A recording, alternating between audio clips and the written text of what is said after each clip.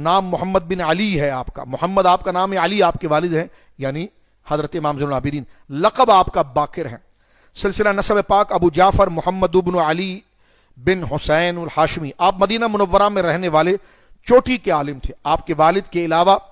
آپ نے حضرت جابر بن عبداللہ رضی اللہ، کیونکہ آپ نے حضرت جابر بن عبداللہ سے حدیث بھی لی ہے، بلکہ رسول کریم صلی اللہ علیہ وسلم نے حضرت جابر بن عبداللہ کو پیغام دیا تھا، اور یہ روایت اس طرح بھی السوائق کے اندر بھی موجود ہے، اعلیٰ حضرت نے بھی نقل کی، دیگر اور کتابوں کے اندر موجود ہے، جو حضرت سرکار امام زین العابدین کی بہت بڑی، حضرت امام باقر کی بہت بڑی کرامت ہے۔ ایک دفعہ امام حسین رضی اللہ تعالیٰ حضور کے پاس آئے تو سرکار نے ان کو اپنی گود میں بٹھایا اور ان کو بوسہ دیا اور دیکھا حضرت جابر کی طرف اور فرمایا جابر اس کا ایک بیٹا آئے گا تیرے پاس اور اسے میری طرف سے اس کو سلام کہنا۔ اور یہ حضرت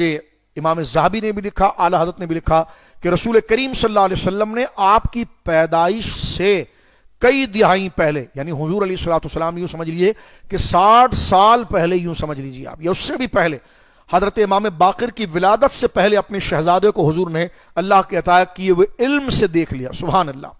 اور حضرت جابر کو کہا کہ میرا وہ بیٹا بڑا شان والا ہوگا اور یہ حسین کا بیٹا ہوگا، حسین کی اولاد میں سے، تو میرے اس بیٹے کو جو ہے وہ میرا سلام کہہ دینا۔ اس بات کو یہاں پر امام ذہبی نے بھی ذکر کیا ہے، سیر اعلام کے اندر بھی اس کا ذکر موجود ہے، اعلیٰ حضرت نے بھی اس کو ذکر کیا ہے، سوائق میں علامہ ابن حجر نے بھی اس کو ذکر کیا۔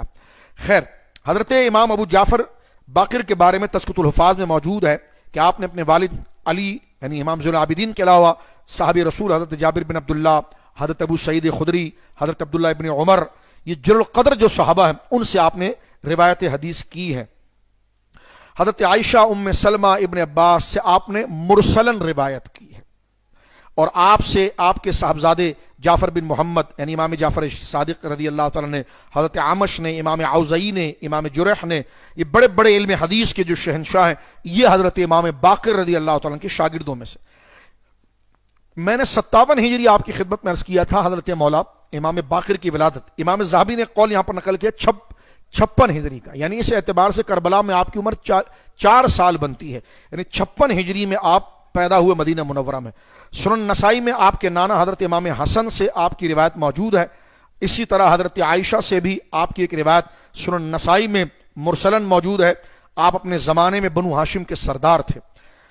اپنے لقب سے مشہور تھے، باقر کے لقب سے آپ مشہور تھے، یعنی آپ کا لقب مبارک جو ہے وہ باقر ہے۔ اس کی وضاحت خاص طور پر حضرت امام ذہبی رحمۃ اللہ تعالی نے یہ اپنی کتاب